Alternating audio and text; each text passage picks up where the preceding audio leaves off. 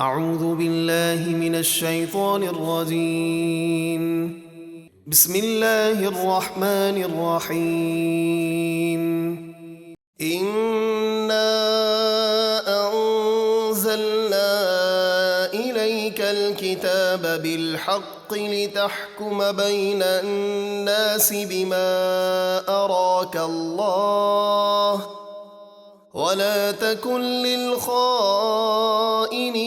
خصيما واستغفر الله إن الله كان غفورا رحيما۔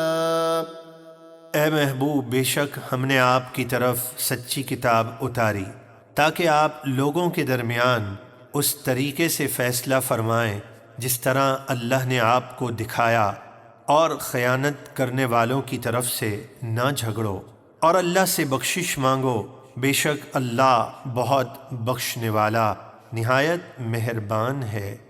وَلَا تُجَادِلْ عَنِ الَّذِينَ يَخْتَانُونَ أَنفُسَهُمْ إِنَّ اللَّهَ لَا يُحِبُّ مَنْ كَانَ خَوَّانًا أَثِيمًا۔ اور ان لوگوں کی طرف سے نہ جھگڑو جو گناہ کر کے اپنی جانوں سے خیانت کرتے ہیں، بے شک اللہ کسی بڑے دھوکے باز گناہ گار کو پسند نہیں فرماتا۔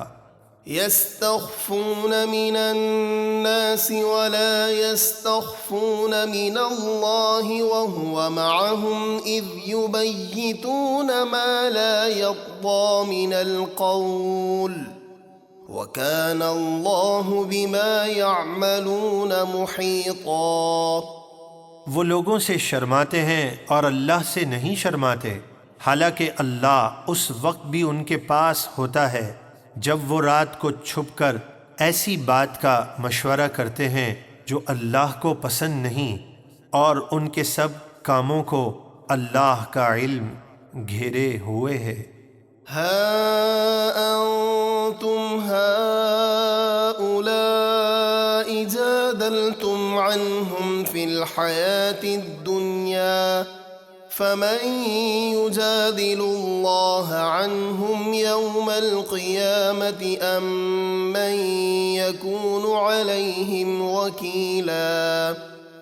بھلا دیکھو تو دنیا میں تو تم ان خیانت کرنے والوں کی طرف سے جھگڑتے ہو، تو بتاؤ قیامت کے دن ان کی طرف سے اللہ کے ساتھ کون جھگڑے گا یا کون ان کا وکیل ہوگا؟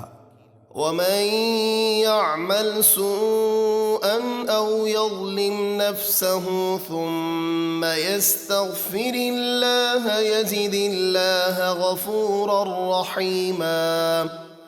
اور جو کوئی برائی کرے یا اپنی جان پر ظلم کرے پھر اللہ سے معافی مانگے تو وہ اللہ کو بہت بخشنے والا نہایت مہربان پائے گا۔ وَمَن يَكْسِبْ إِثْمًا فَإِنَّمَا يَكْسِبُهُ عَلَى نَفْسِهِ وَكَانَ اللَّهُ عَلِيمًا حَكِيمًا۔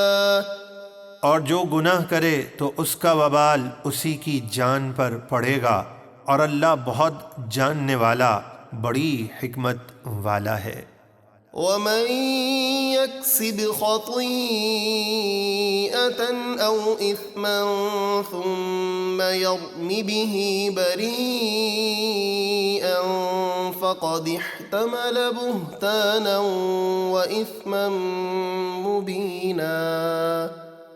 اور جو کوئی خطا یا گناہ کرے پھر کسی بے گناہ پر اس کی تہمت لگا دے تو بے شک اس نے بہتان اور کھلے گناہ کا بوجھ اٹھایا۔